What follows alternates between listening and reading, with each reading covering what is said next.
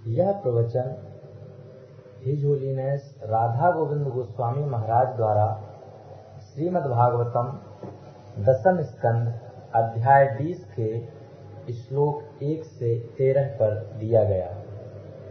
हरिद्वार में वर्ष 2001 में 1 से 7 मई तक आयोजित वेणु गीत सप्ताह के अंतर्गत 1 मई की प्रातःकालीन बैठक में यह संपन्न हुआ।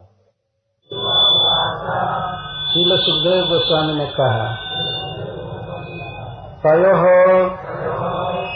उन दोनों के, श्री कृष्ण और बलराम के, तब वह अद्भुतम अलौकिक कर्म लीला दावाग्नि है, दावाग्नि से मोक्षम मुक्ति आत्मनः अपनी गोपः गोपगण स्त्रीभ्यः स्त्रियों से समाचख्यु खूब अच्छी तरह से बताए, प्रलम्ब बधम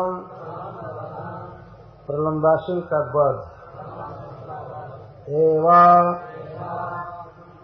और च भी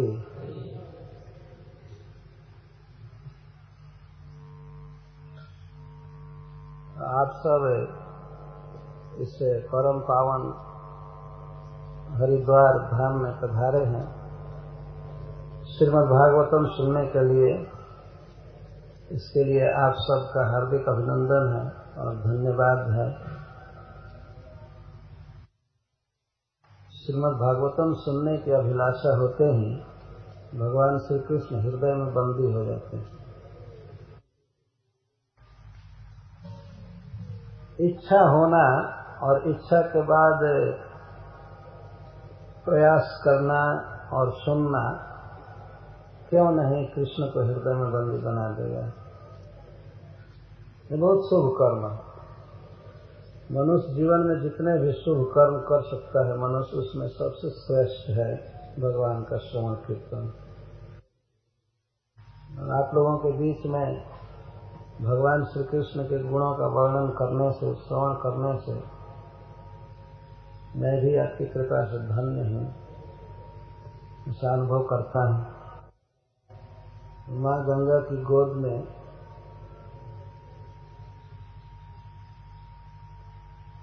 उनके गुणों का वर्णन मैं करने जा रहा हूँ जिनके चरणों से श्री गंगा जी निकली।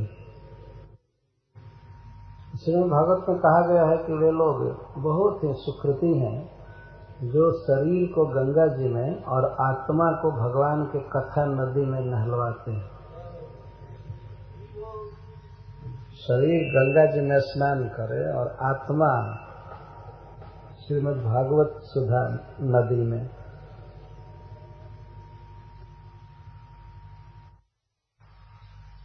श्री सुखदेव गोस्वामी कहते हैं महाराज परीक्षित की सभा में गंगा जी के तट पर, तयोस्तदद्भुतम कर्म दावांगिर मोक्षमात्मनः गोपाः स्त्रीभ्यः समाचक्षुर प्रलम्ब बधमेव। कृष्ण और बलराम के उस अद्भुत कर्म को गोपगण ब्रज में आकर स्त्रियों से बताए। स्त्रीभ्य समाचक्षु, क्या अद्भुत कर्म था। कृष्ण का दवानल पान और बलराम का प्रलम्ब वध, एक दिन की घटना थी दोनों।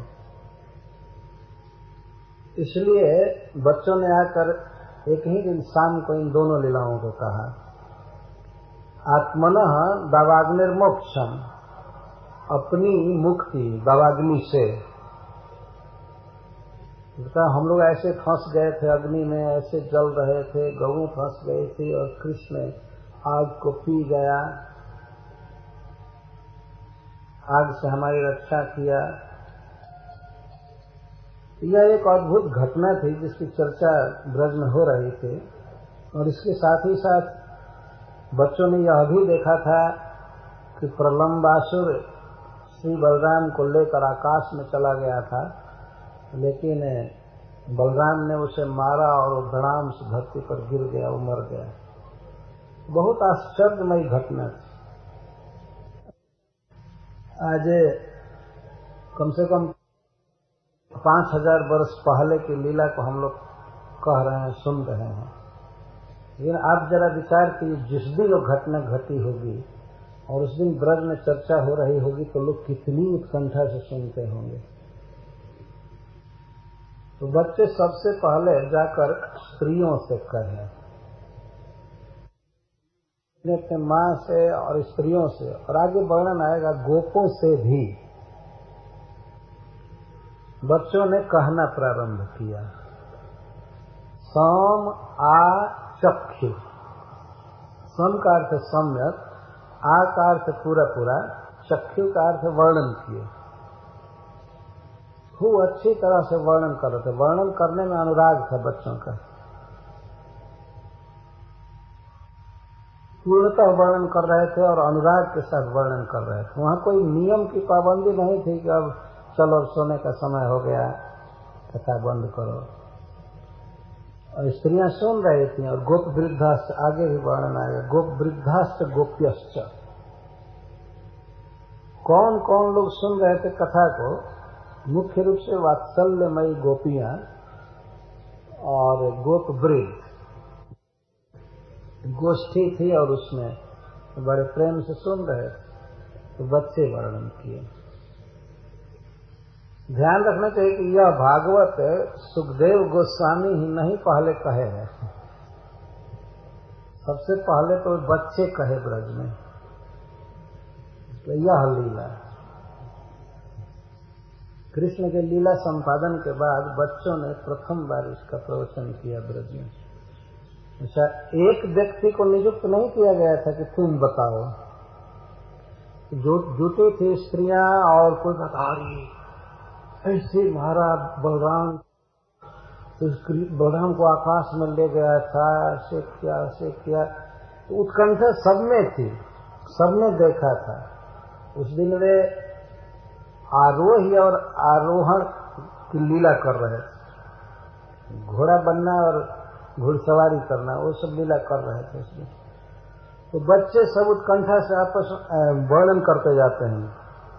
किसी से कोई बात छूट रही है तो दूसरा कहते नहीं ऐसे, ये बात तुमने छोड़ दिया, ये छोड़ दिया, वो छोड़ दिया, इस तरह से वर्णन कर रहे थे। अपने प्रियतम श्री कृष्ण की लीलाओं को ब्रज के गोपगण सुन रहे थे इस तरह से, गोपियां सुन रही थी।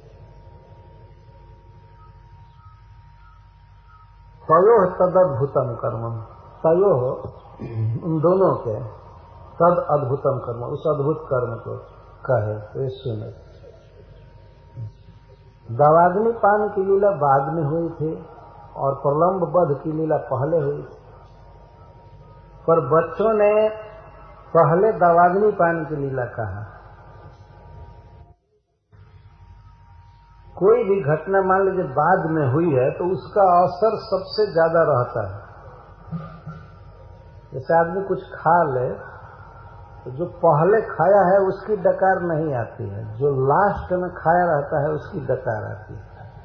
इसलिए मधुरेण समापयेत्, तो कहा गया है कि मधुर से समाप्त करना चाहिए। तो तत्काल वो लीला हुई थी। उसके बाद बच्चे सब गाय लेकर के भागे थे वन से जल्दी जल्दी, ब्रज में और कोई खतरा न आ जाए, इसलिए आकर सबसे पहले वे दावाग्नि की लीला का है और इसके बाद प्रलंब वध, जो लीला पहले हुई थी उसको बाद में कहा। अथवा लीला की उत्कृष्टता के कारण प्रलंब का वध हुआ तो उसमें उससे केवल एक व्यक्ति को खतरा था, श्री बलराम को, और दावाग्नि में फंसे हुए बच्चे और गायें सब पर खतरा। इसलिए इस लीला का ज्यादा उन लोगों ने महत्व दिया है, तो सबसे पहले कहने लगे दावाग्नि पान, उसके बाद प्रलंब पद हम ये बचे। तो तयोः तदद्भुतम कर्म कृष्णस्य दवाग्ने मोक्षम दवाग्ने पानम और बलरामस्य प्रलम्ब बधम तयो तदद्भुतम कर्म। इस प्रकार दोनों के अद्भुत कर्म का वर्णन। तो बलराम के इस अद्भुत अलौकिक कर्म को सुनकर गोपों और ब्रज की वात्सल्यमयी गोपियों पर इसका क्या असर हुआ, ये क्या विचार किए, क्या कमेंट दिए। प्राय रोज तो ऐसी लीला सुनते ही रहते थे, लेकिन आज की जो लीला थी अद्भुत। गोप वृद्धाश्च गोप्यश्च तदुपाकर्ण विस्मितः मेनिरे देव प्रवरौ राम कृष्णौ ब्रजं गतौ। सर्वेषां श्रुतवतां भावम आह। दवाग्निपान और प्रलम्ब वध की लीला को सुनने वाले श्रोताओं का भाव व्यक्त करें। उनमें क्या भाव हुआ?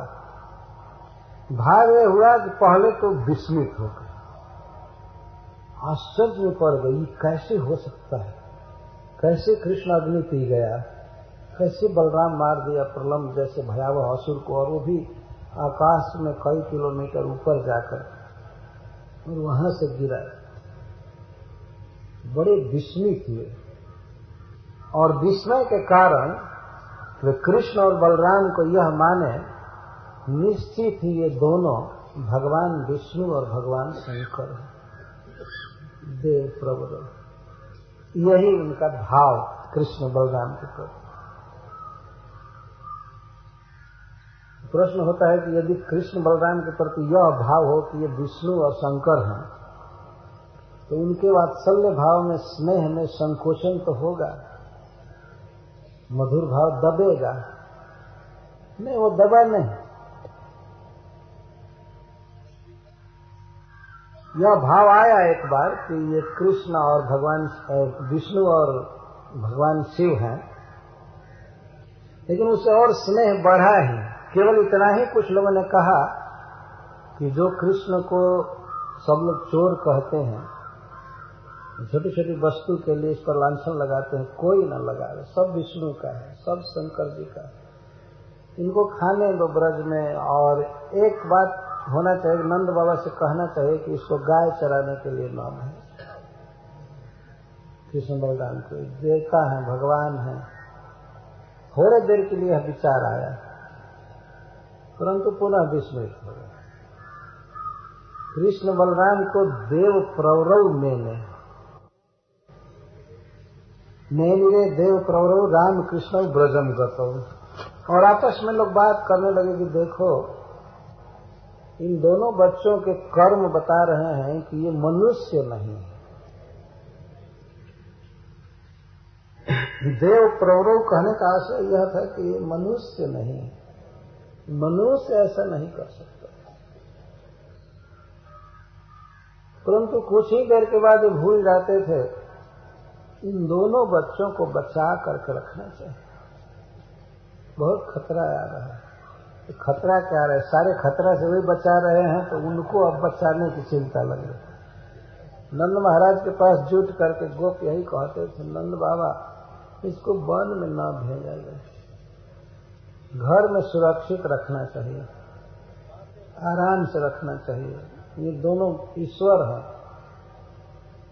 भगवान विष्णु और भगवान शंकर हैं, इनसे गाय चरवाना ठीक नहीं। तो नंद बाबा शाम को निश्चय करते थे, ठीक है कल से जाएंगे, सेवक हजारों हैं, वही गाय चराएंगे, बच्चे क्यों भेजेंगे। लेकिन दूसरे दिन जब कृष्ण चलने के लिए तैयार होते थे तो नंद बाबा रोक नहीं पाते थे, लेकिन क्योंकि कोई भी गोप नहीं जाता था और गौएं भी रुकी रहती थी सभी घरों की। जब तक गोपाल नहीं जाएंगे तब तक हम नहीं जाएंगे। तो इस कारण से कृष्ण को भेजना पड़ता था। लेकिन नंद बाबा अति सुरक्षा के साथ भेजते थे। कृष्ण को कहीं एकांत में अकेले मत जाने देना, गाय घेरने के लिए धूप में मत जाने देना, और सूर्यास्त होने से बहुत पहले ही लौट आना, इस प्रकार कहते थे। और माँ यशोदा देती थी भोजन, तो कहती थी कि कृष्ण को आधा आधा घंटे तक खिलाया करना, तो बहुत भूख लगती है। और इसकी भूख का प्रमाण यह है कि किसी के भी घर में घुस जाता है खाने के लिए। तो वन में कहाँ घर मिला। अच्छा, दूसरी बात ये कहते हैं कि इसको खट्टा फल मत खाने देना। इधर उधर वन में बहुत मीठा मीठा फल खाने को देना। इसको किसी पेड़ पर मत चढ़ने देना। जमुना में इसको नहाने का बड़ा शौक है, नहाने मत देना। कोई बेकार फल मत खाने देना, जमुना में मत नहाने देना, किसी खोह में कंदरा में इसको झांकने मत देना, रोज जाने मत देना। इस तरह से अनेक प्रकार के सुरक्षा की बातें कह करके नंद और यशोदा विदा करते थे। जब अद्भुत कर्म सुनते थे लोग तो एक बार झटका आता था कि अरे ये केवल मनुष्य नहीं है, ये तो भगवान है, ये है वो। लेकिन फिर बातें तिरोहित हो जाती थी। तो श्री सुखदेव गोस्वामी ग्रीष्मकालीन लीला का वर्णन किया। यह दवाग्नि पान गर्मी के महीने में हुआ। श्री सुखदेव गोस्वामी श्रीमद् भागवत दशम स्कंध में भगवान की लीलाओं का वर्णन ऋतु के अनुसार कर रहे हैं। इसलिए पहले वे ऋतु का वर्णन करते हैं, मौसम। और यह समझना चाहिए कि भगवान के लीला का उपकरण होने के कारण या भगवान के लीला का रंग मंच होने के कारण ऋतु का वर्णन भी श्रीमद् भागवतम में भगवान की लीलाओं के समान ही है। जिस वृंदावन में श्री कृष्ण विहार करते हैं वहां ग्रीष्म में क्या प्रभाव होता है, किस प्रकार के पक्षी बोलते हैं, और श्री कृष्ण गर्मी में कुछ विशेष लीला करते हैं। ग्रीष्म ऋतु में श्री कृष्ण जलावगाहन की लीला विशेष करते हैं। नदी में नहाने की या सरोवरों में स्नान करने की लीला, जल खेली लीला गर्मी के दिन में अधिक करते हैं। और भी ऐसे वर्णन किया गया है कि वृंदावन में सदा बसंत जैसा गर्मी के महीने में भी बना रहता है। जमुना जी में पानी भरा रहता है और सरोवर भी अनंत है ब्रज में, तो हवा उनके तरंगों को छू छू करके चलती है। तो वृक्ष भी सिक्त रहते हैं, ठंडी ठंडी हवा चलती है ग्रीष्म में, गर्मी के महीने में। तो वहां कोई गर्मी जैसा दाह का अनुभव नहीं होता है। जो जीव परस्पर बैर भाव रखने वाले हैं ये वृंदावन के प्रभाव से परस्पर वैर नहीं रखते, कोई द्रोह नहीं। हरिण और बाघ एक साथ खेलते हैं शांति। हम लोगों ने सुना है चैतन्य चरितमृत में पढ़ा है कि भगवान श्री चैतन्य महाप्रभु झारखंड में जंगल के जीवों को एक साथ नचाए। तो चूंकि वे श्री कृष्ण हैं इसलिए इनके प्रभाव से वृंदावन में किसी भी जीव में परस्पर कोई बैर नहीं होता है। एक भगवान के धाम का प्रभाव। ग्रीष्म ऋतु का वर्णन करके अब श्री सुखदेव गोस्वामी वर्षा ऋतु का वर्णन प्रारंभ करने जा रहे हैं। भगवान के वर्षाकालीन लीला को कहने के लिए वर्षाकालीन साइट का, एटमॉस्फियर का वर्णन किया जा रहा है वृंदावन का। आप देखते हैं कहीं भी कोई अभिनेता नट रंगमंच पर यदि नाचना चाहता है, ड्रामा करना चाहता है, तो पहले रंगमंच को सजाया जाता है। वृंदावन किस तरह से है वर्षा काल में, इसका वर्णन सुखदेव गोस्वामी कर रहे हैं। ततः प्रावर्तत प्रावेण सर्वसत्व समुद्भवा विद्योतमान परिधेर विस्फुर्जित नभस्तला। ततः प्रावर्तत, ततः ग्रीष्मानंतरम, गर्मी के बाद वर्षा काल आया। पानी की वर्षा होती है इसलिए इसको वर्षा कहते हैं, वर्षा ऋतु। ऐसे इसका वास्तविक नाम है संस्कृत में प्रावृड। और प्रावृड का अर्थ होता है चारों तरफ बादल छा जाते हैं और लगता है घेर लिया गया है, इसलिए इसको प्रावृड कहते हैं। आकाश साफ नहीं रहता है। जैसे जैसे श्री कृष्ण आकाश की ओर देख रहे हैं सखाओं के साथ ब्रज वृंदावन में, वैसे वैसे सुखदेव गोस्वामी वर्णन कर रहे हैं। यह ध्यान रखना चाहिए। इसके साथ ही साथ उपादेय और है शिक्षा भी देते जाते हैं। तो शिक्षा मुख्य नहीं है, मुख्य है भगवान की लीला के उपकरण के रूप में वृंदावन का वर्णन। जैसे पृथ्वी, तेज, विद्युत, खद्योत, वृक्षगण, मयूर और भी अनेक प्रकार के दृश्यों का वर्णन कर रहे हैं। वर्षा ऋतु आई, प्रावर्तत, कथम भूता प्रवीण, सर्व सत्व समुद्भवा, सर्वेषां सत्वानां प्राणिनां समुद्भव, उत्पत्तितो जीवंतश्च जस्यां सा। वर्षा काल में सब प्रकार के जीव उत्पन्न होते हैं।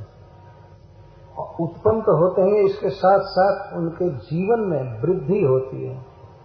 जैसे वृक्ष हरे भरे हो जाते हैं, घासें उगाती हैं, कीट पतंग बढ़ जाते हैं। सर्वेषां प्राणिनां समुद्भव जस्यां सा। जिस ऋतु में सब प्रकार के प्राणियों का समुद्भव होता है। सम का अर्थ सम्यक, उद्भव का अर्थ है विकास और जन्म। जन्म भी होता है और सभी प्रफुल्लित होते हैं, हरे भरे हो जाते हैं, विकसित होते हैं। प्रावीण माँ के समान है। जैसे माँ से सबका जन्म होता है और माँ के स्तनों का दूध पी करके प्रत्येक व्यक्ति बढ़ता है, वर्षा ऋतु माँ के समान है। सर्व सत्व समुद्भव, सब प्रकार के प्राणी बढ़ जाते हैं। ये तो हम लोगों का सब अनुभूत विषय है। देखते हैं वर्षा काल में सब जगह घासें उग जाती हैं, बहुत प्रकार के जीव बढ़ जाते हैं।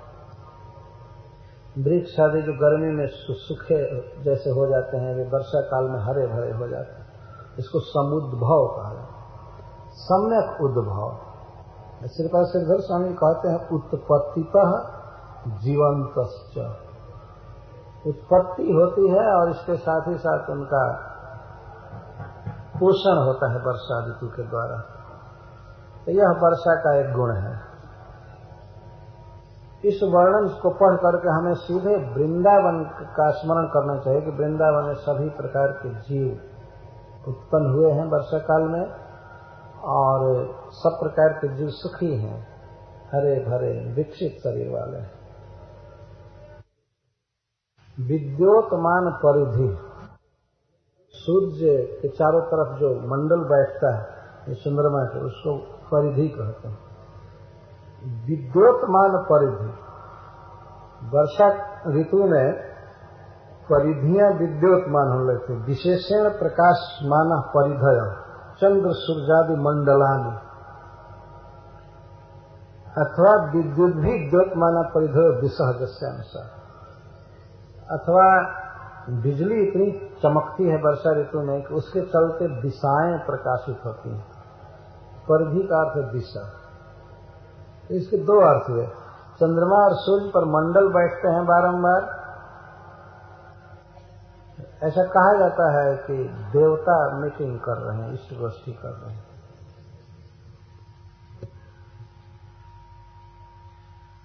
वर्षा काल में मंडल बैठते हैं चारों तरफ, गोलाकार ज्योति बन जाती है। यह भी एक वर्षा काल की शोभा है।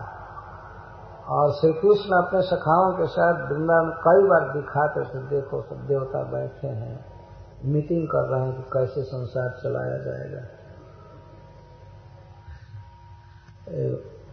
लोग देखते, शहरों में तो लोग कुछ भी नहीं देख पाते, घरों में बंद रहते हैं, बस सांस भर ले रहे हैं।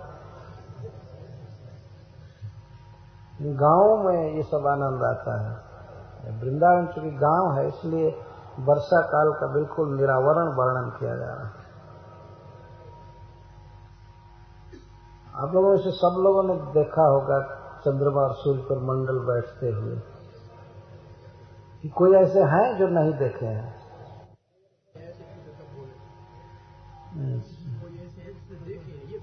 अच्छा, नहीं नहीं, देखने वाले तो ज्यादा है। तारे भी नहीं देखे रात को, पूछे बॉम्बे वाले से देखे।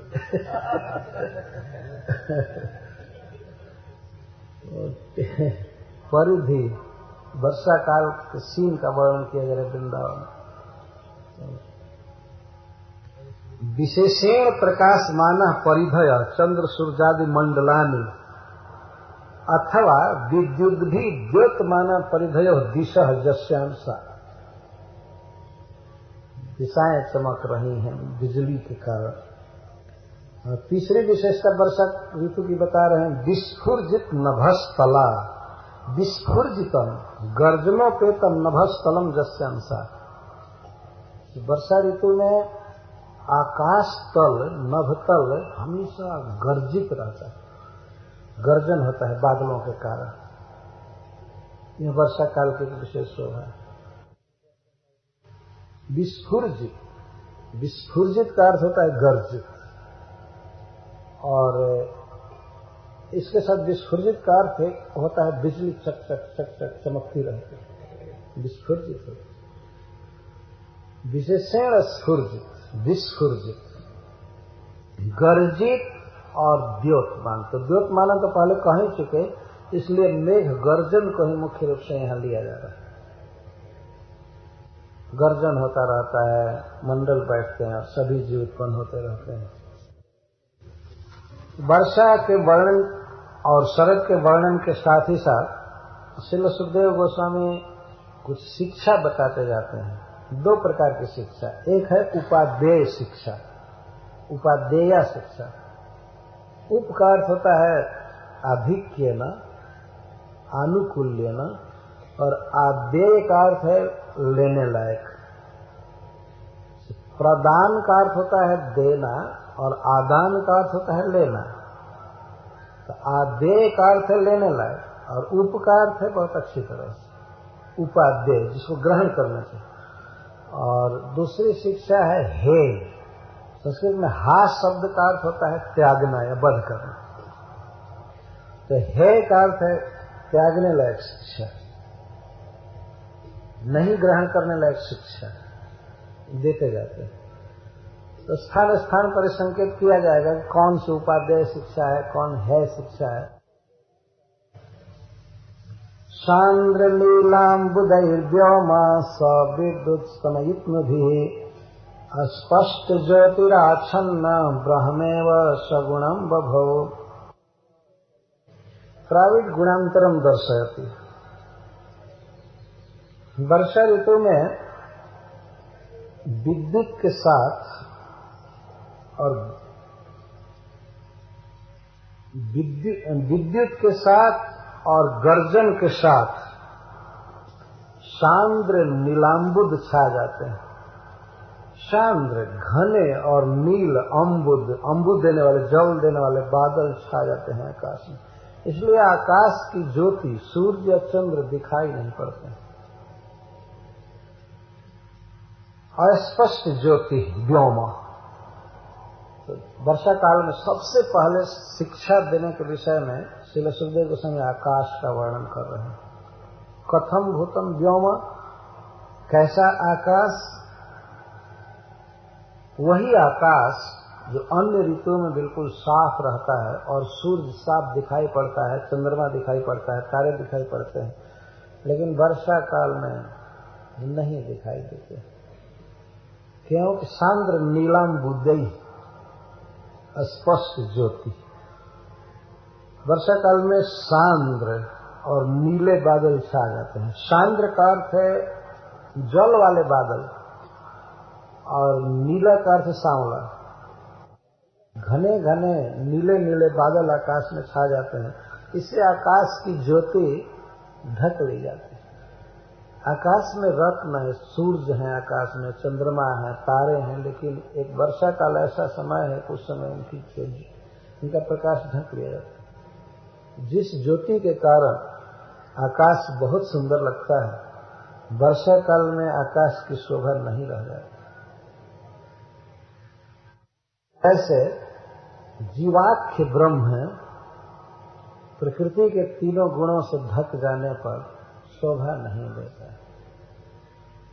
ये ब्रह्म का अर्थ जीवाख्यम ब्रह्म, श्रीपाद श्रीधर स्वामी जी लिख रहे। जीव ढक गया।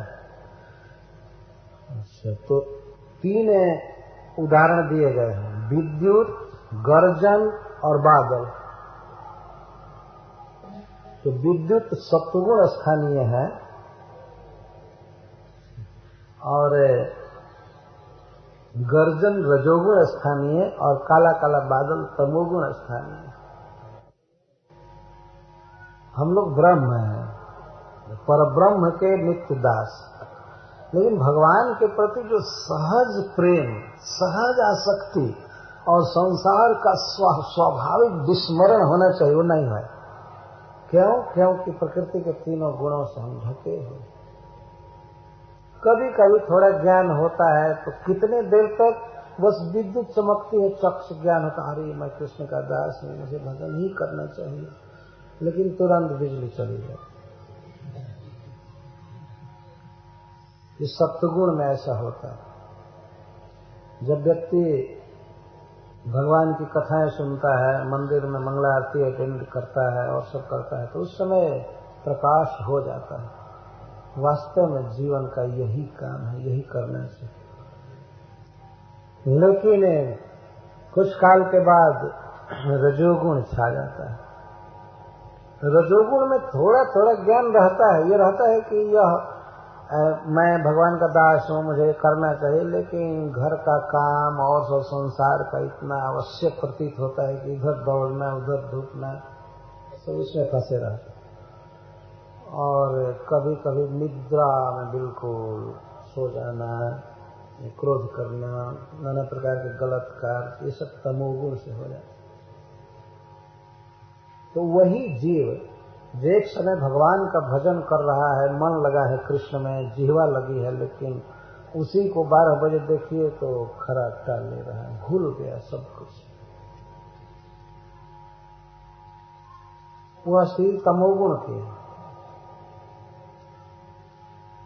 और सत्वगुण को यहाँ विद्युत स्थानीय श्रीपाद श्रीधर स्वामी जी कह रहे हैं, इसलिए कि सत्वगुण का उद्रेक जीवन में बहुत कम होता है। सत्वगुण बहुत कम, और गर्जन तो काफी देर तक चलता रहता है। तमोगुण, बादल ज्यादा देर तक छाए रहते हैं, गर्जन उनकी अपेक्षा कम होता है, और गर्जन की अपेक्षा बिजली कम चमकती है। कभी कभी बिजली ज्यादा चमकती है शरद ऋतु में, गर्जन कम होता है लेकिन वर्षा काल में गर्जन बहुत होता है। वर्षा काल मेघ नभ छाए, गरजत देखो परम सुहाए। गरजते हैं, अच्छे लगते हैं। तो जीव इस प्रकार से माया के गुणों में ढक जाता है। उसका जो ज्योति है, उसकी ज्योति का अर्थ है प्रकाशमय अनुभव, उसका जो स्वरूप है वो ढक जाता है। क्या है जीव का स्वरूप? कृष्ण से प्रेम करना है। हरे कृष्णा कृष्णा कृष्णा हरे हरे, हरे राम राम राम हरे। ये ज्योति का सहज स्वरूप का प्रकाश। तो ये इस श्लोक में है शिक्षा। तमोगुण, रजोगुण, यहाँ तक कि सत्वगुण के भी आवेश से अपने को चाहिए कि वैष्णव बचा लें। आकाश साफ रहे, हृदय को आकाश से उपमा दी गई बारंबार शास्त्रों में। इसमें रजोगुण हावी नहीं होना चाहिए, तमोगुण नहीं होना चाहिए, सत्वगुण को भी पार करना चाहिए।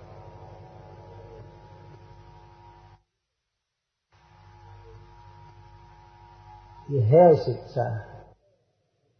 तो मुख्य रूप से अपने मन में स्मरण करते चलना चाहिए कि वृंदावन के ऊपर बिजली चमक रही है, बादल गरज रहे हैं, भगवान वृंदावन में हैं और बादल छाए हुए हैं।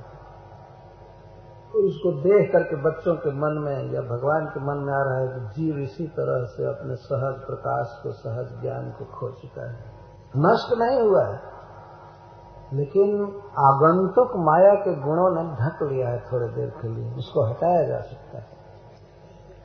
क्या उपाय है हटाने का? हटाने का उपाय अब क्या है? क्या फूंक करके हटा देंगे बादलों? शरद काल को बुलाना पड़ेगा, और भगवान के भक्ति की उपमा शरद काल से दी गई है।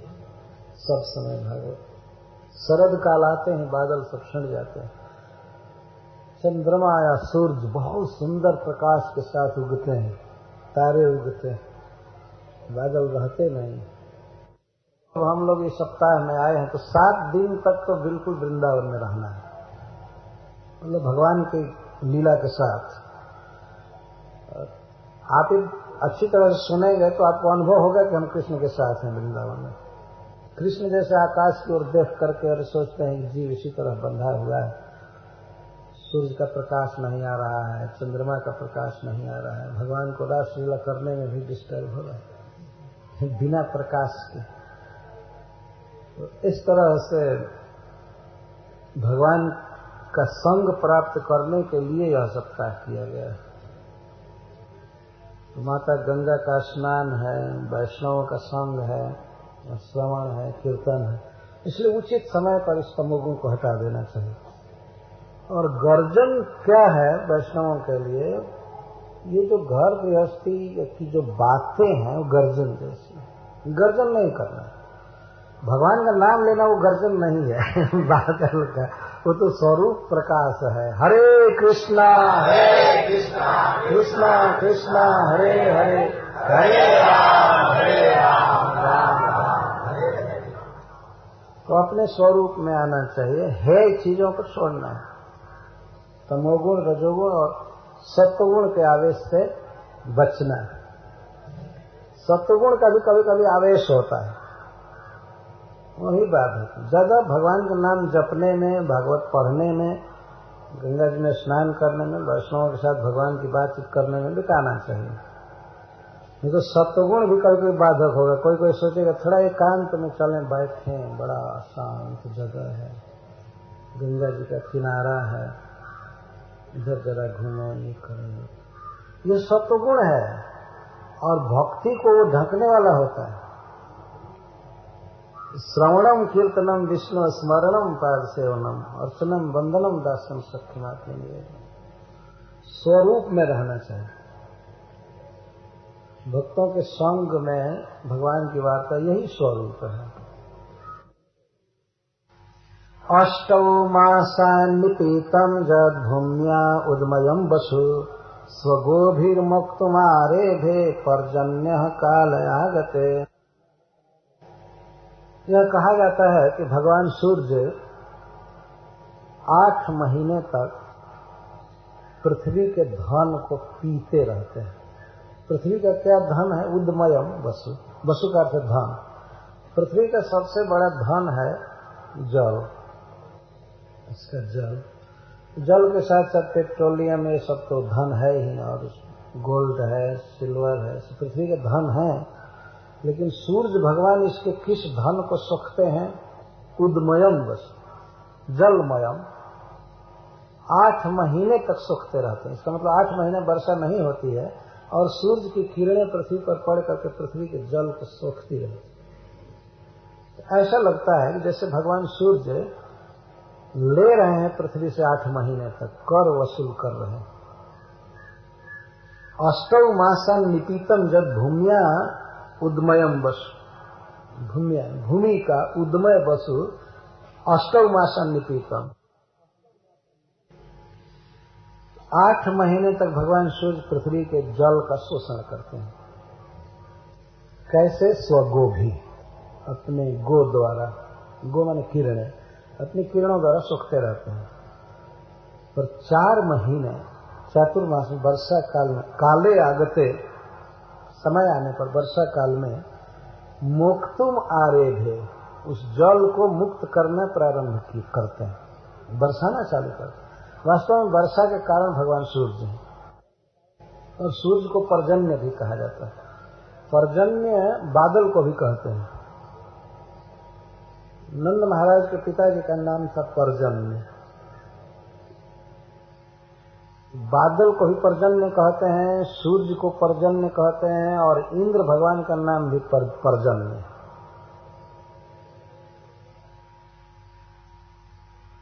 और ऐसे संस्कृत में इस शब्द का अर्थ होता है दूसरे के लिए जिसका जन्म हुआ है, उपकार करने वाला। बादल हमेशा दूसरे का उपकार करता है। अपने पास जो भी धन है वर्षा देता है, दूसरे प्राणी उगते हैं, सुख भोगते हैं, जीवित रहते हैं।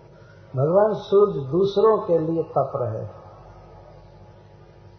इंद्र दूसरों के लिए वर्षा करते हैं तो दूसरों के लिए कर रहे, जिला रहे। इस तरह से इनको पर्जन्य कहा। पर्जन्य, सूर्य को यहाँ पर्जन्य कहा गया। पर्जन्य 8 महीने तक पृथ्वी का धन सोखते हैं, जलमय धन, और वर्षा काल आने पर देना प्रारंभ करते हैं। इसमें राजाओं के लिए उपाध्याय शिक्षा दी गई है। इसी तरह से राजा को चाहिए कि वह प्रजा से कर ग्रहण करे, परंतु समय आने पर, दुर्भिक्ष के समय या और विशेष समय पर जनता में ही वो सारा धन लौटा दे। ग्रहण करने का अधिकार राजा को है, लेकिन वो कर संग्रह किस लिए करेगा? प्रजा के लिए।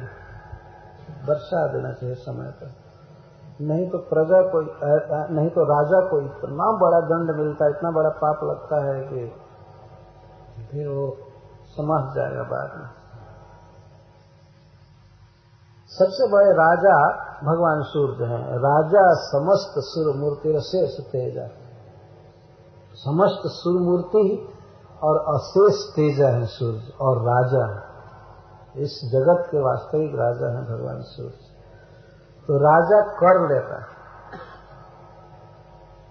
यद्यपि यह उत्प्रेक्षा है। उत्प्रेक्षा का अर्थ होता है अन्य बात का आरोप किसी अन्य बात पर करना। भगवान सूर्य जल संग्रह नहीं करते हैं। ऐसा नहीं कि अपने लोक में सारा पानी ले गए और वहां से बरसाना चालू करते हैं, लेकिन ऐसा देखने में लगता है कि 8 महीने तक वर्षा नहीं करते हैं और पानी सूखता जाता है, सरोवरों का, नदियों का। पृथ्वी भी कड़ी होती जाती है, तो पृथ्वी का जल लेते रहते हैं, स्वाभाविक लगता है। और देते तो साफ हैं, ऊपर से वर्षा होने लगते हैं तो सूर्य वर्षा कर रहे हैं। आकाश वर्षा नहीं करता है, सूर्य वर्षा करते हैं, ये मेघ वर्षा करते हैं, इंद्रदेव वर्षा करते हैं। किसके पास वर्षा करने लगे? पुनः पृथ्वी पर।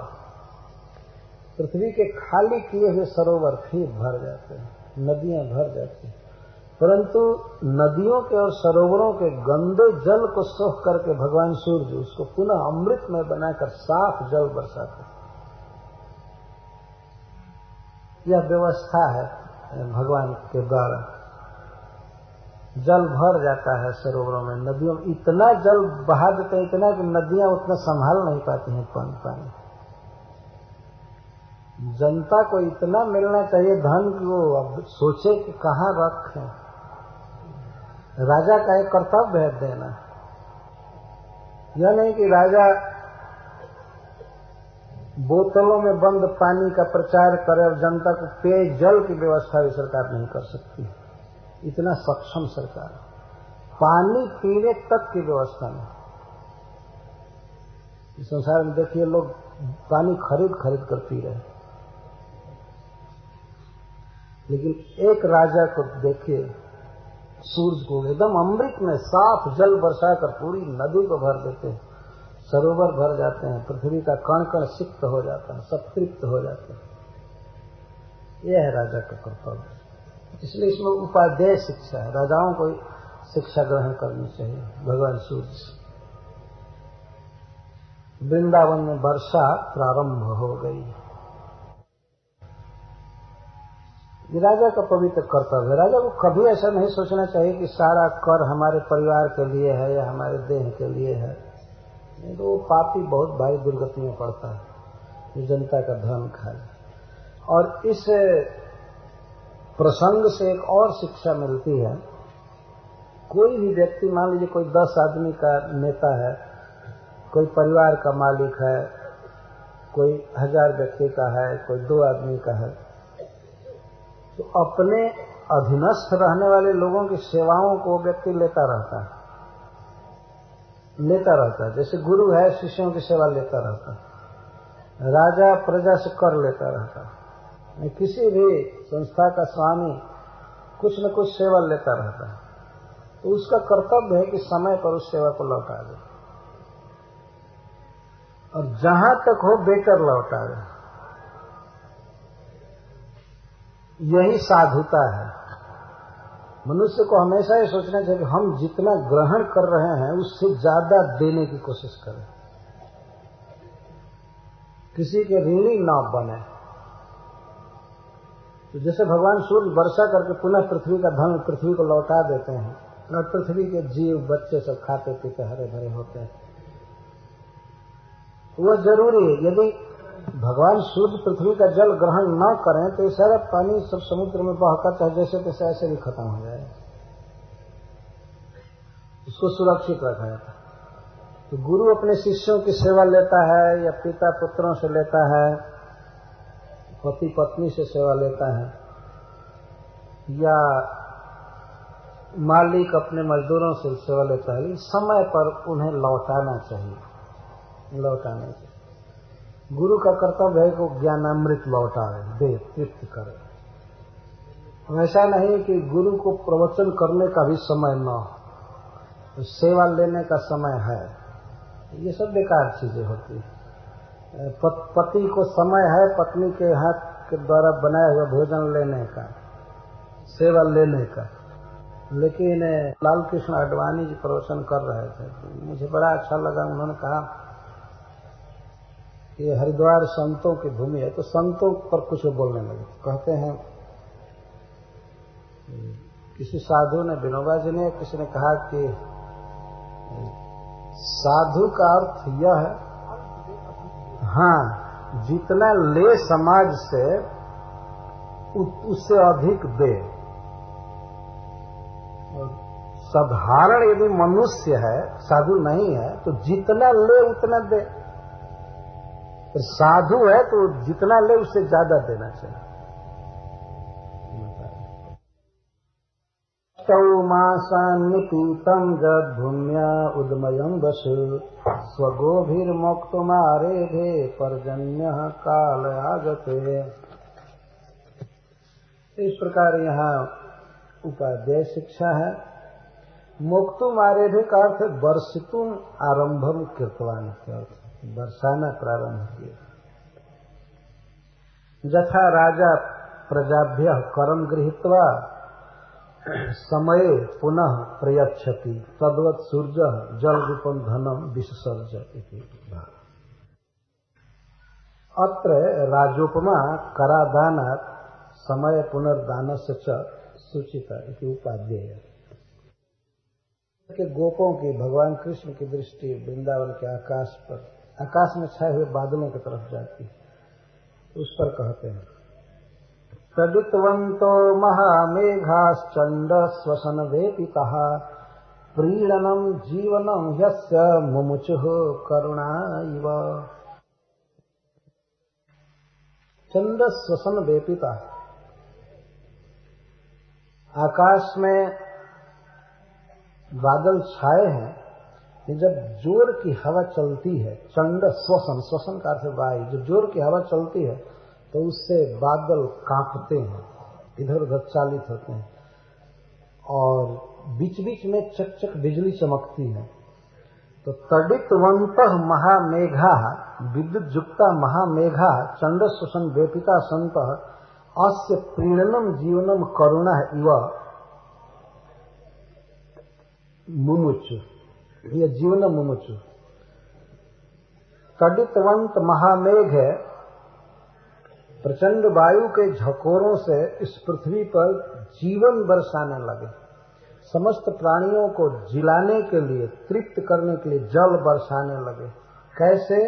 जैसे करुणा व जैसे दयालु पुरुष, जैसे महाराज रंती देव इत्यादि जैसे दुखी जीवों को देख करके और अपना धन लुटाने लगते हैं, बरसाने लगते हैं। गर्मी के दिन में यह भूतल तप्त हो जाता है, जीव सब झुलसने लगते हैं, तो बड़े बड़े वृक्ष भी झुलसने लगते हैं पानी के बिना। तो बादल पानी बरसाते हैं, मेघ पानी बरसाते हैं। उपादेय शिक्षा है। जिस प्रकार वेद शास्त्र को जानने वाले ब्राह्मण धनी पुरुषों को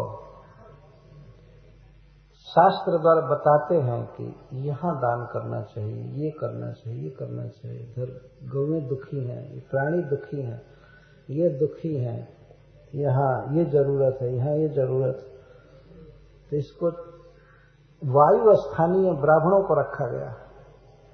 ब्राह्मण प्रेरित करते हैं, क्योंकि दान देने वाले लोगों को पता नहीं होता है कभी कभी कहाँ दान करना चाहिए, कौन योग्य पात्र है, कहाँ आवश्यकता है।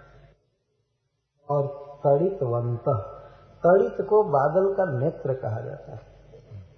अपने नेत्र खोल खोल करके कभी कभी देखते हैं कि ओह पृथ्वी तप्त हो गई है, तो वो अपना जीवन बरसाने लगते हैं। जीवनम का अर्थ जलम भी होता है। जामुन जीवन के लिए पर आए, जमुना के जल में भगवान क्रीड़ा करते हैं। तो जीवन का अर्थ जल और जीवन का अर्थ प्राण। अगर जीवन स्वरूप प्राण, जीवन स्वरूप जल बरसाने लगते हैं। बादलों के पास जीवन क्या है? जल है, लेकिन अपना जीवन न्यौछावर कर देते हैं दूसरे को जिलाने के लिए।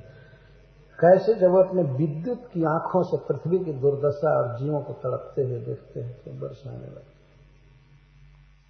इसी तरह से कभी कभी कहीं कहीं अकाल पड़ता है, भूकंप होता है, महामारी फैलती है, जीव दुखी हो जाते हैं। तो उस समय करुणावान पुरुष अपना कोष खोल देते हैं। मनुष्य के पास जो भी बुद्धि है, धन है, सुविधा है, दूसरों को लुटा देने में ही उसकी शोभा है। मतलब आवश्यकता जिसको है, जो तप्त है, दुखी है, तो लौटाना चाहिए, दे देना चाहिए। कृष्ण से विमुख सारे जीव तप्त हैं, सब दुखी हैं। जीव के दुख का कारण है भगवान से विमुख होना। अतः भगवान के सम्मुख होने के लिए जो भी उपाय है, जो भी व्यवस्था है, वही वास्तव में दान है संसार में। और जो छोटी छोटी आवश्यकताएं हैं जीव की, जैसे भोजन, कपड़ा, वस्त्र, दवाई, वो तो है, लेकिन मुख्य जो आवश्यकता जीव की है, जो दुखी है, त्रैताप से दग्ध है, वो है कृष्ण विमुखता के कारण। इसीलिए जीव को सम्मुख बनाना चाहिए कृष्ण के। उसके लिए प्रीचिंग में चाहे जो भी पैसा लगे, व्यवस्था में, जैसे यहाँ भागवत सप्ताह में लगता है, या और भी अनेक अंग हैं। तो करुणावान पुरुषों को चाहिए कि वे वर्षा करें। हाँ, बादल आकाश में छाएं और वर्षा करें या न करें, वो तो चले ही जाते हैं। इसी प्रकार भगवान ने जिन लोगों को धन दिया है, अगर नहीं बरसाएंगे तो क्या लेकर जाएंगे? ये देह भी यही छोड़ना है, धन की बात तो बहुत दूर है। अपने प्रियतम देह से वियोग होना है मनुष्य को। फिर ऐसे जो धन आदि है, घर द्वार, उसको तो कहना ही। बादल इस तरह वर्षा करते हैं। ब्रज में गोपों और भगवान के मन में ये विचार उठ रहे हैं और उसी का अनुवाद श्री सुखदेव गोस्वामी कर रहे हैं। हमें भगवान कृष्ण बता रहे हैं कि देखो कितने करुण है, अपना जीवन बरसा देते हैं।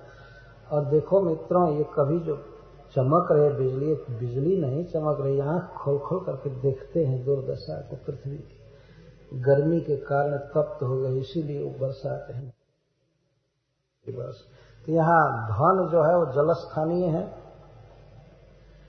और करुणावान सज्जन पुरुष, धनी पुरुष मेघस्थानीय है, और ब्राह्मण जो शास्त्रों के अनुसार डायरेक्शन देते हैं दान देने के लिए, वे वायु स्थानीय है।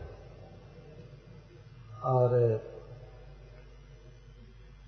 बिजली है वो डायरेक्ट अपना अनुभव देखना, मिलाना, ठीक यहाँ चाहिए।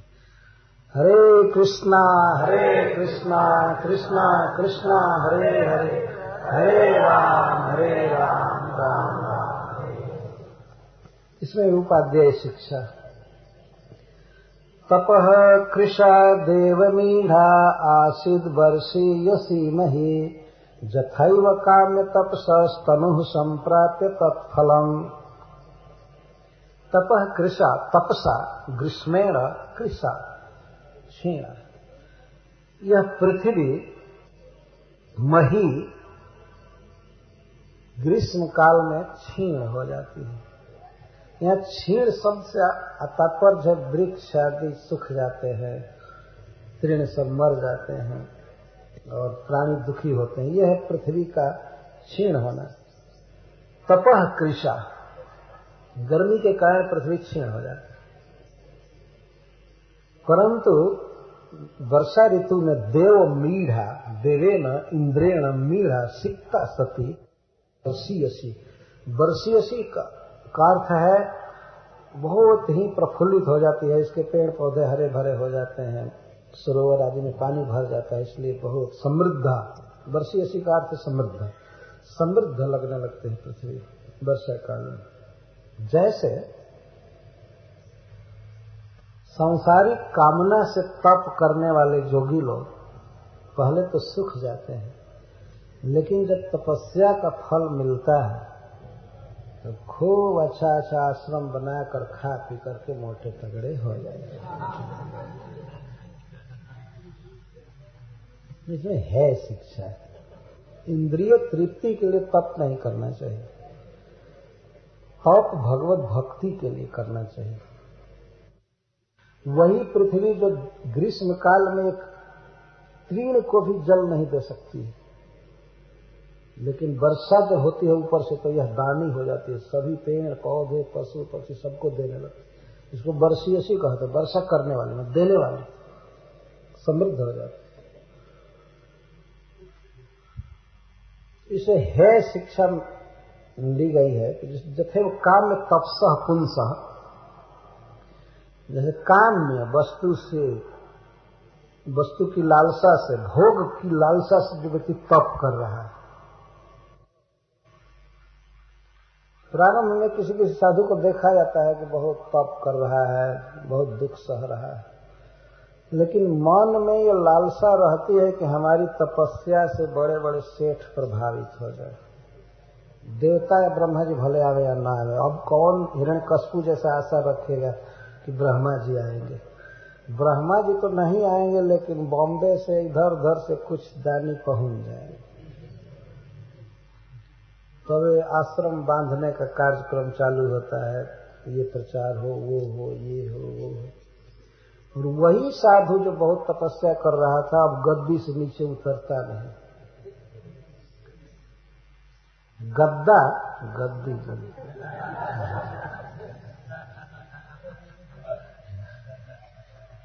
तपस्या का फल मिलता है। जैसे पृथ्वी हरी भरी हो जाती है, वह भी अब खा करके चमकने लगता है, मोटा मोटा शरीर, आयरन दिया हुआ कपड़ा,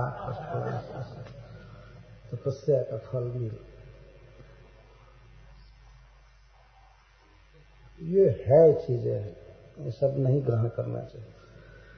तप करना चाहिए आत्मा की उन्नति के लिए, देह को समृद्ध करने के लिए। ये तनु शब्द दिया, तनु।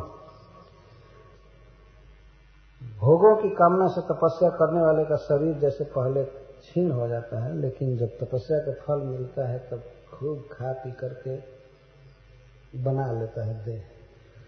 तो देह बनाना, आत्मा का क्या हुआ है? आत्मा का तो फालतू टाइम गया है, देह को पोषने में तप किया, अपने लिए कुछ नहीं कर सका। इसीलिए यहां पर त्याज्य शिक्षा, ऐसा नहीं करना चाहिए। तो एक शिक्षा यह है कि भगवान के लिए तप करना चाहिए, आत्मा की शुद्धि के लिए तप करना चाहिए, भोगों के लिए नहीं।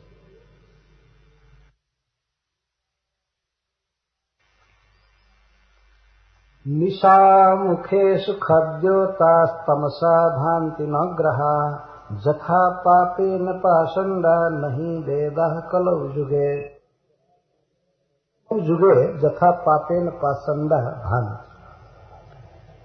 कलयुग आ जाने पर पाषंड मतों के प्रचार के कारण, पाखंड मतों के प्रचार के कारण वेद के जो वास्तविक पंथ हैं, जैसे भगवत भक्ति का मार्ग, ये सब नहीं चमकते हैं, इनका प्रचार नहीं होता है। जैसे वर्षा काल में निशा मुखेशु मतलब शाम के समय, रात्रि के मुख के समय, संध्या के समय बादल छाए रहते हैं वर्षा काल में, तो इस कारण से सूर्य तो नहीं चमकते, चंद्रमा नहीं चमकते, खासकर चंद्रमा से है तो चंद्रमा नहीं चमकते हैं, तारे नहीं चमकते हैं। चमकते कौन है? खद्योत, जुगनू। और जुगनू की चमक को देख करके बच्चे गांव में हम देखे हैं जुटते हैं, कहते हैं कितना बढ़िया प्रकाश दे रहा है, कितना अच्छा प्रकाश दे रहा है। सारे विश्व को प्रकाश देने वाला चंद्रमा तो बादलों द्वारा ढक दिया गया और बहुत थोड़ा प्रकाश देने वाला कीड़ा प्रशंसा लेने लगता है, उसकी प्रशंसा होती है, खद्योत इतना प्रकाश दे रहा है। और आप लोगों ने देखा हुआ भूख भूख भूख भूख बस थोड़ी देर के लिए वो प्रकाश देता है और उसके प्रकाश की सीमा बहुत कम है। कोई न किताब पढ़ सकते हैं, न कुछ लिख सकते, कोई न ड्राइविंग कर सकते हैं। एक जुगनू को आगे ट्रक पर रख करके और कहना कि अब हम ट्रक चला लेंगे। तो कलयुग में ठीक ऐसे ही पाखंड मत इतने बढ़ जाते हैं, वेद के निंदक और भगवान विष्णु को नहीं मानने वाले, भगवत भक्ति को नहीं स्वीकार करने वाले, ऐसे मतों के बाढ़ से शतपथ जो है वेद मार्ग वो अवरुद्ध हो जाता है। असदवाद से वेद अवरुद्ध हो जाता है। असदवाद है, पाषंडी नाम असदवाद है। असदवाद कहते हैं जो भगवत भक्ति से विरुद्ध वाद है, वो है असदवाद। जो सदवाद और असदवाद, यहाँ असदवाद की चर्चा की जा रही, जो वास्तव में है नहीं शास्त्रों में, लेकिन कुछ लोग ऐसे प्रचार कर देते हैं असदवाद का, जैसे मायावाद है, या और भी भगवान के स्वरूप को जो स्वीकार नहीं करते हैं परंतु अपने को धार्मिक कहते हैं। तो इन लोगों के असदवाद जो है वही वेदों के अर्थ को ढकने लगते हैं। वेद को का प्रवचन वो भी करते हैं लेकिन वेद के अर्थ को आने नहीं देते हैं। भगवान श्री चैतन्य महाप्रभु सार्वभौम भट्टाचार्य से कहे कि हे देव, हे आचार्य, जब आप प्रवचन कर रहे हैं तो जब मूल श्लोक बोलते हैं ब्रह्म सूत्र का वो तो साफ समझ में आ रहा है, लेकिन जब व्याख्या करते हैं तब वो भी मूल अर्थ भी ढकने लगता है। तो वहां पर कहे हैं कि आपकी व्याख्या वेदांत सूत्र के अर्थ को ऐसे ही ढक रही है जैसे बादल सूर्य को ढक देते हैं। मूल पढ़ते चलिए मैं समझूंगा लेकिन व्याख्या समझ में नहीं आती। तो इसी पर तो सार्वभौम भट्टाचार्य चकित हो गए कि मूल को समझ रहे हैं और व्याख्या को नहीं। उन्हें पूछा कि आप क्या समझे हैं? ठीक है, मूल की व्याख्या आप कीजिए। तो जब भगवान श्री चैतन्य महाप्रभु ने मूल की व्याख्या किया तो वे चकित हो गए, समझ गए कि ये मनुष्य नहीं हो सकते, ये भगवान। तो असदवाद इसको कहते हैं, भगवान के रूप को नहीं मानना, भगवान के लीला को, धाम को, उनके परिकरों को, उनके अवतार तत्वों को। जब असदवाद छा जाता है तो वेद का वास्तविक परपोर्ट, वास्तविक तात्पर्य जनता तक आ ही नहीं पाता है। तो जब वेद का वास्तविक अर्थ नहीं समझ में आता, आ ही नहीं पाता है जनता के पास, तब भगजोगनी, तब खद्योत लोग प्रचार करना चाहते हैं। तो देखिए खद्योत कितने भरे पड़े हैं इस समय प्रचारक, लाखों लाख आदमी जुटते हैं कथाओं में। ये खद्योत के प्रकाश में क्या प्रकाश मिलेगा उनको, क्या वे सीखेंगे? चंद्रमा का और सूर्य का प्रकाश नहीं मिल रहा हो और आदमी खद्योत के प्रकाश में अपने जीवन को धन्य कर सकता है। वास्तविक प्रकाश तो श्रीमद् भागवत दे सकता है, भगवत गीता दे सकती है, चंद्र सूर्य स्थानीय, श्रीमद् भागवत सूर्य स्थानीय है और एक प्रकार से कहा जा सकता है गीता चंद्र स्थानीय। तो कहा गया है स्वधामोपगते कृष्ण धर्म ज्ञान आदि सह कलौ नष्ट दृशा में सब पुराण आर्क को धुनोदित। ये पुराण आर्क है, भागवत रूपी सूर्य उदित हुआ है। लेकिन ऐसे असदवाद का प्रचार हो जाता है कि भगवान ऐसे हैं, ये हैं, वो हैं, वो हैं। कुछ लोगों का काम ही है वेद की निंदा करना। अब विश्वास कीजिए, सालों भर उनका काम है वेद की निंदा करना, वेद की निंदा करना और परम पुरुष भगवान विष्णु को न मानना, भगवान की मूर्ति पूजा को न मानना, भगवान के नाम जपने का विरोध करना, यही काम ही है।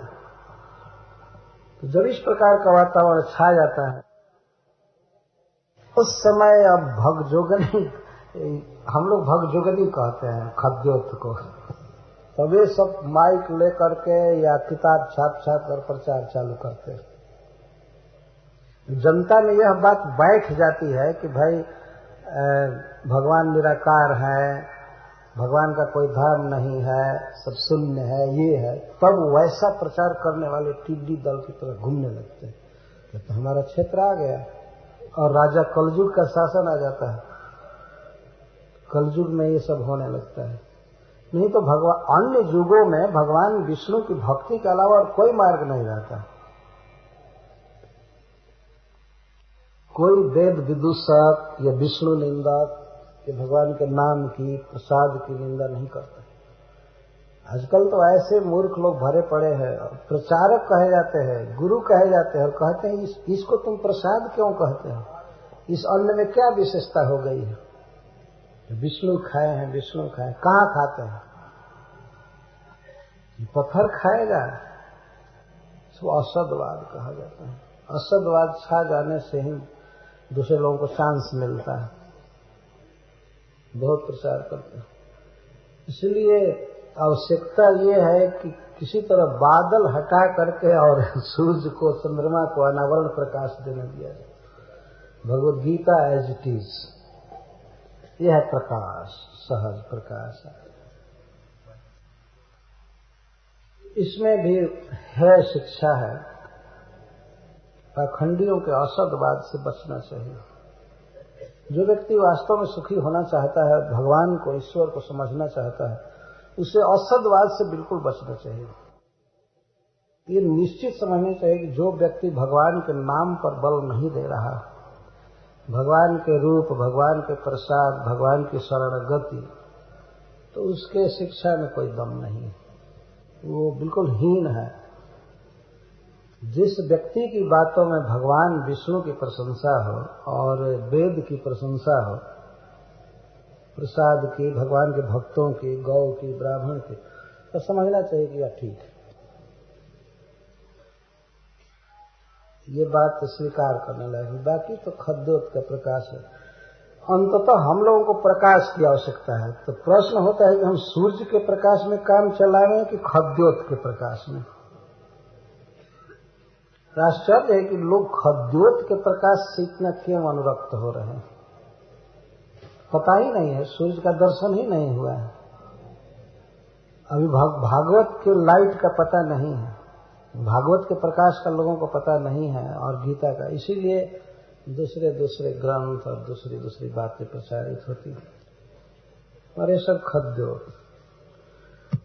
श्रील सुखदेव गोस्वामी बहुत महान पुरुषों की सभा में बोल रहे हैं, बहुत वरिष्ठ लोगों के बीच, और भगवत भक्ति के अलावा अन्य बातों को इतना है कहना एक बहुत बड़ी बात हो गई। खद्योत कह दिया, जथा पापेन पाखंडा नहीं वेदा कलौजु। जैसे बादलों के छाने से वर्षा काल में सूर्य और चंद्रमा प्रकाश नहीं दे पाते हैं, उसी तरह से पाखंड मतों के छा जाने से वेद अपना सहज प्रकाश जनता को नहीं दे पाते। मतलब वेद का अर्थ सामने नहीं आ पाता है। बहुत ही दुख की बात है।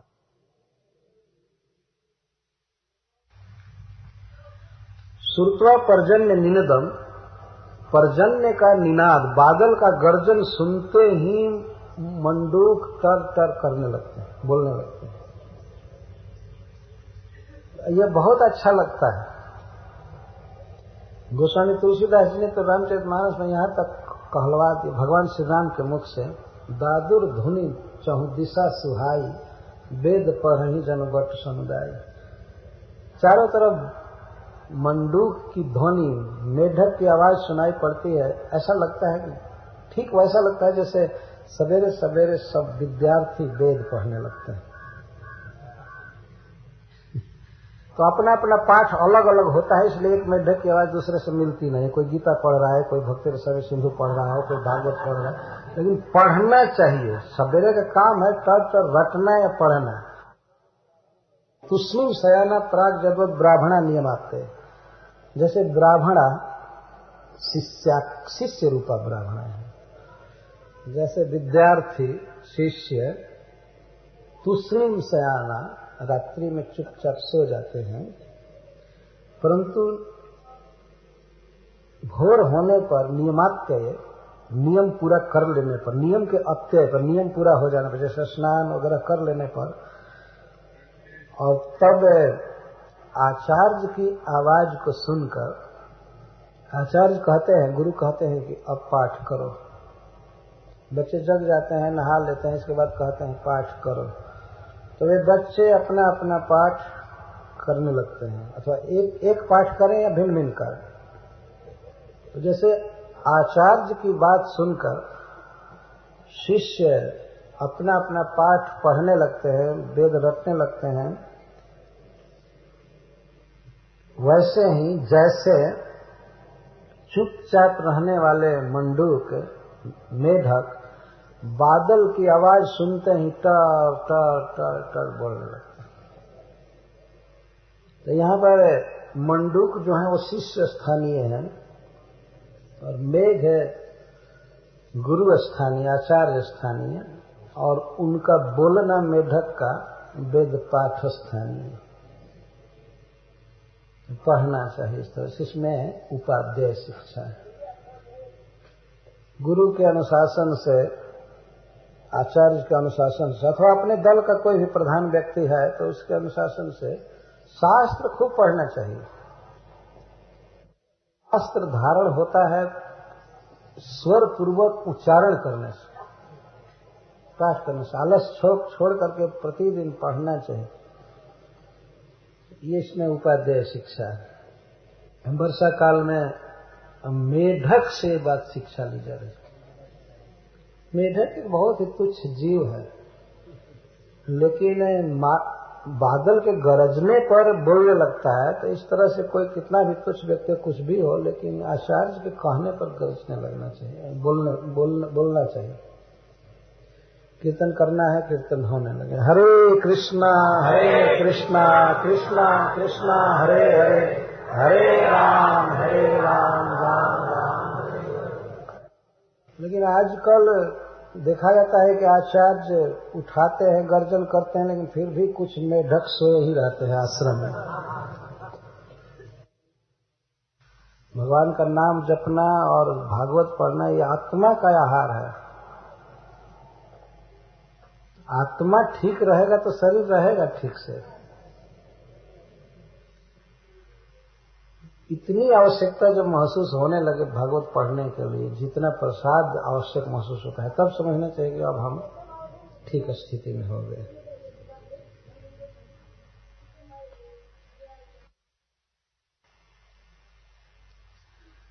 जब खूब वर्षा होती है तो छोटी छोटी नदियां उस वर्षा के जल को अपने में समेट नहीं पाती है, तो जल बाहर बहने लगता है। कई गांव में बाढ़ पैदा करके सबको तहस नहस करता है जल।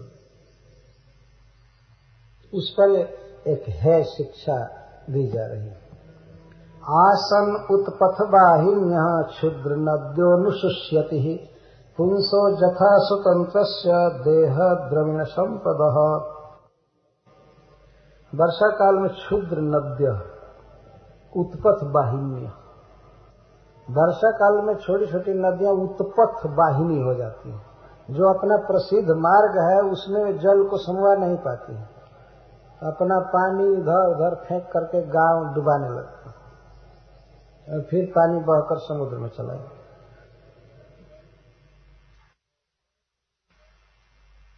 और अनुशुष्यति, और वर्षा काल बीतने के बाद पेंदी में भी पानी नहीं रह जाता।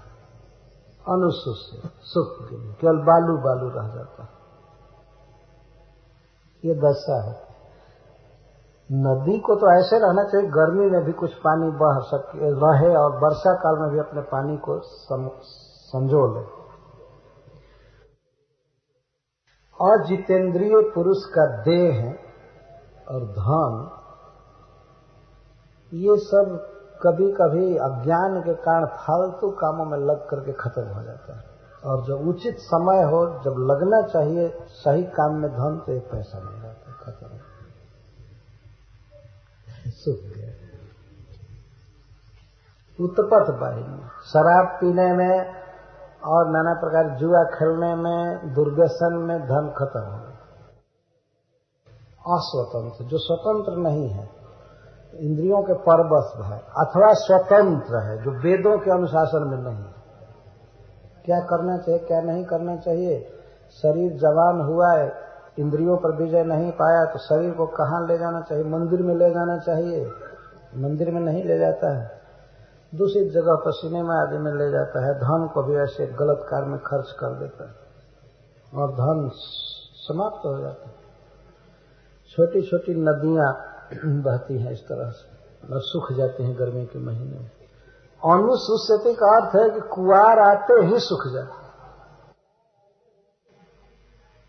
वर्षा काल में देखो तो लगता है ओ कितना पानी है इनके पास, सब बहा देते हैं, सूख जाते हैं। तो इससे एक शिक्षा लेनी चाहिए कि स्वतंत्र नहीं रहना चाहिए, जितेंद्रिय बनना चाहिए, इंद्रियों के परवश नहीं रहना चाहिए। कुछ लोगों के पास बहुत थोड़ा धन होता है, उनके लिए शिक्षा दी गई, बचा कर रखना चाहिए, ढंग से सही काम में लगाना चाहिए। क्षुद्र नदी भर चली तोराई, जस थोरे धन खल बौराए, रामचरितमानस में इसी का अनुवाद है। थोड़ा सा धन है, इसी पर खल लोग बौरा आ जाते हैं कि हमारे पास तो पूरा दुनिया का राज्य जस थोड़े धन खल बौराए, ये खरीदो ये खरीदो ये खरीदो, इसका अनुशुष्य थी समा।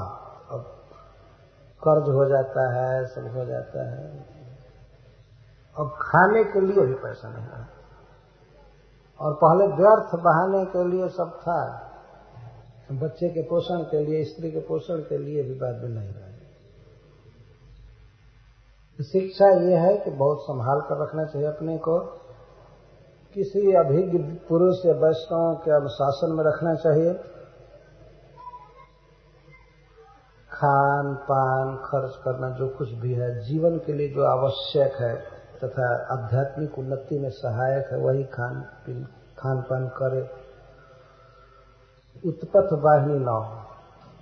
जो व्यक्ति अजितेंद्रिय है, उसकी इंद्रियां उत्पथ पर चलती हैं, आंख उचित दृश्य को नहीं देखती, कान उचित बात नहीं सुनता, जिह्वा भी अनशन खाती रहती है, इसको उत्पथ बहना कहते हैं। और अनुशुष्य हरिता हरिभि सस्पैर इंद्र गोपैश्च लोहिता, कुच्छलिंद्र कृतच्छाया नृणाम श्रीरिव भूभृतः। और इसमें एक उपाध्याय शिक्षा दे रहा है, खास करके राजाओं के लिए। पृथ्वी वर्षा काल में कहीं कहीं हरी हरी लगती है। क्यों? हरि भी सस्पई हरिता, हरी हरी घासों के कारण, दूब के कारण हरिता।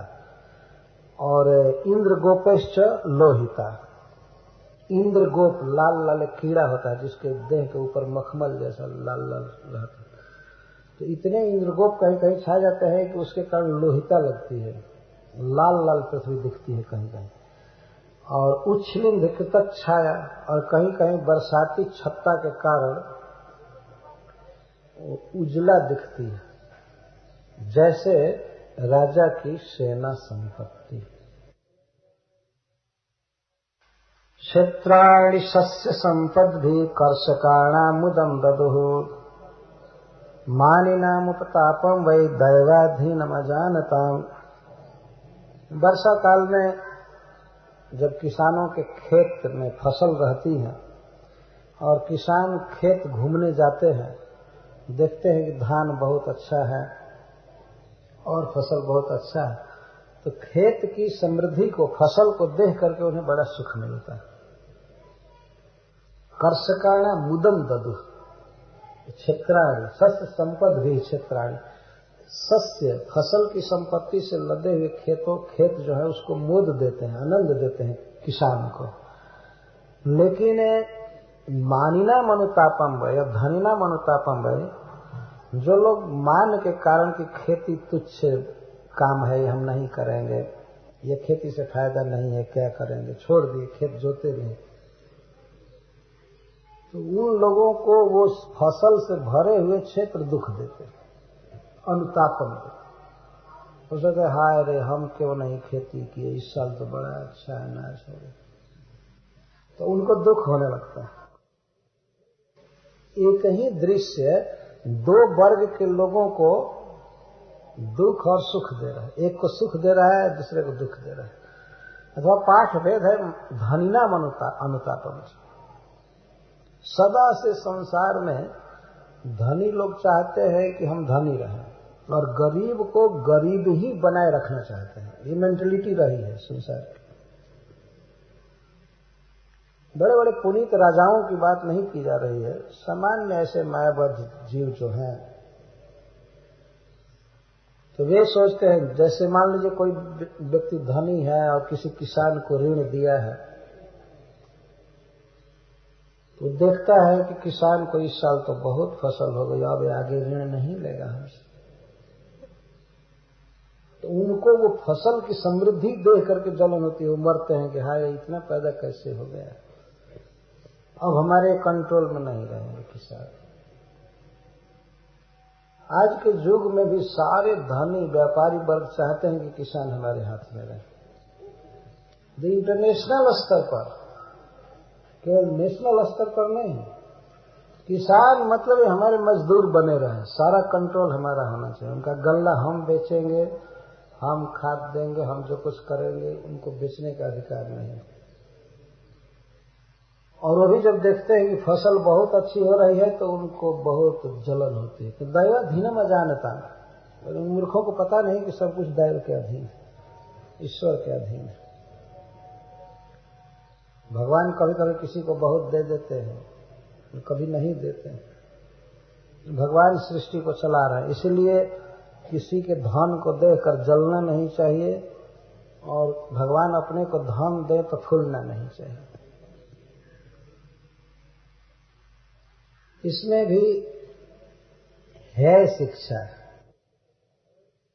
मनुष्य को चाहिए, विशेषकर भक्तों को, किसी की समृद्धि को देख करके प्रसन्न होना चाहिए, प्रसन्न होना चाहिए, अनुताप या जलन नहीं होनी चाहिए।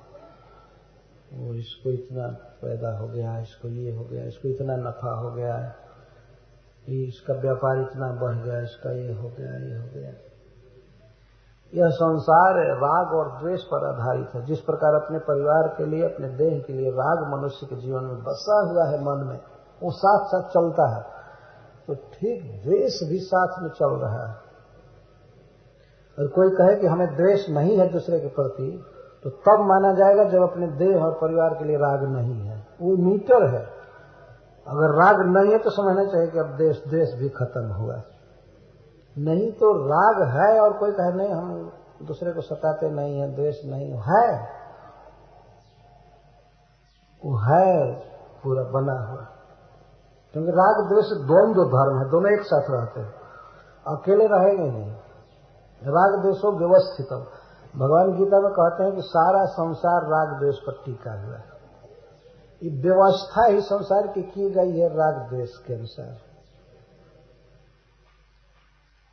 और महात्मा वो है, महान पुरुष वो है जो द्वेष से ऊपर उठ जाए, राग से शून्य हो जाए।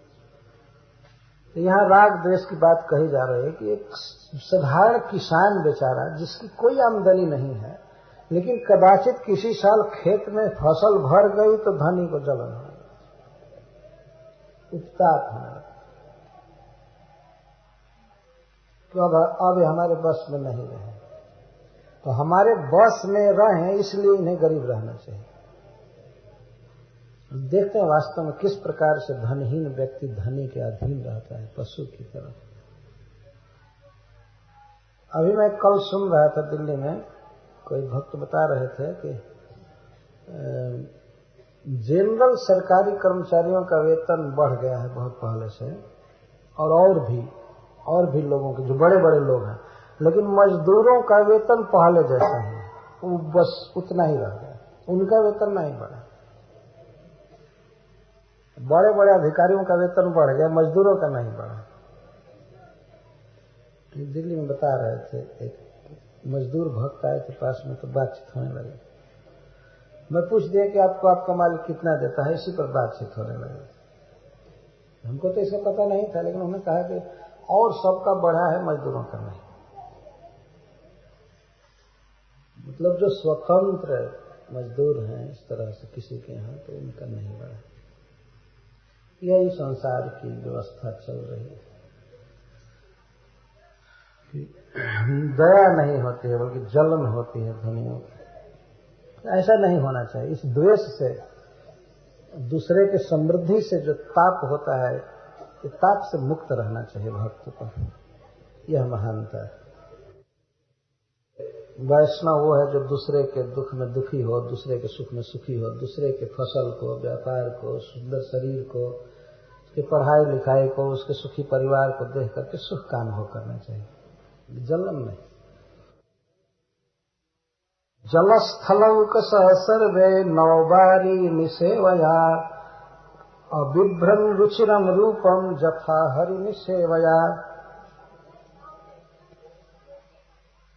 जलस्थलौक सह, जल में निवास करने वाले और स्थल पर रहने वाले नए जल का सेवन करके, नया जल पी पी करके, नए जल में स्नान करके बहुत सुंदर लगने लगे।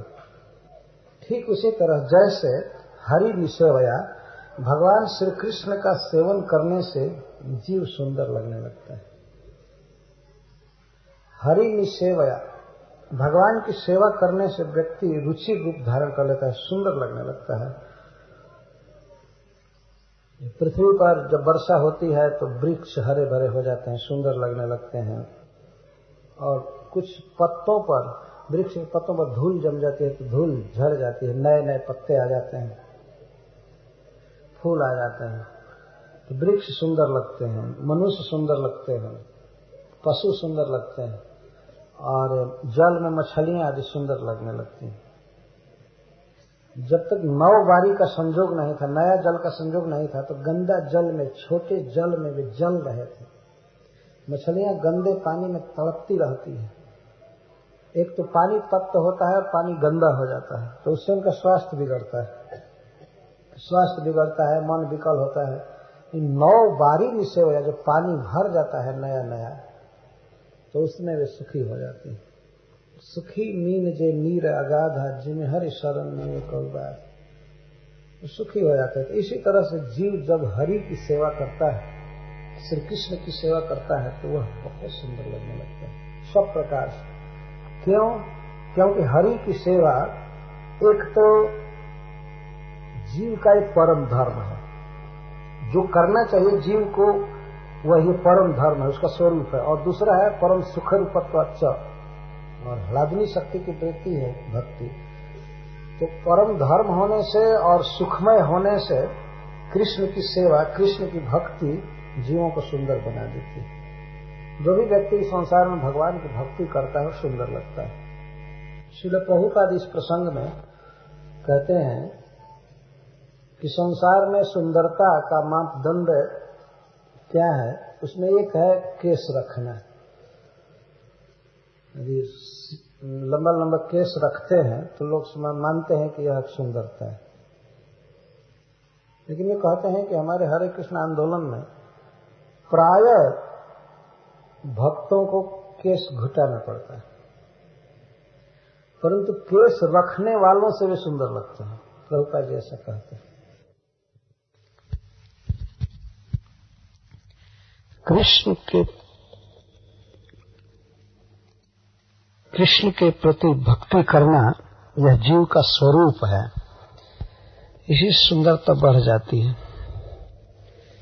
जैसे जलचर जीव जब जल में रहते हैं तो वे बहुत ही सुखी रहते हैं, लेकिन जल से बाहर आने पर उनकी शोभा नष्ट हो जाती है, उनका सुख नष्ट हो जाता है।